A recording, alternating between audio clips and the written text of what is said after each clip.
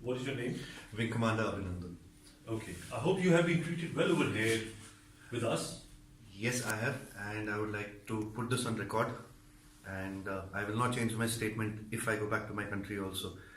The officers of the Pakistani army have looked after me very well. They are thorough gentlemen, starting from the captain who rescued me from the mob and from his soldiers, and thereafter the officers into the unit which I was taken to.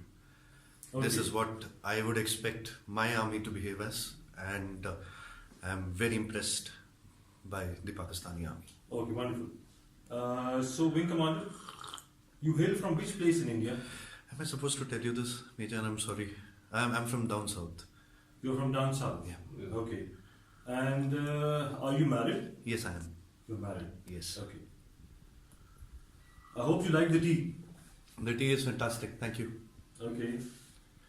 And now coming over to some specifics. Which aircraft you were flying? I'm sorry, Major. I'm not supposed to tell you this, but I'm sure you found the wreckage. And what was your mission? I'm sorry, I'm not supposed to tell you this. Okay. Thank you.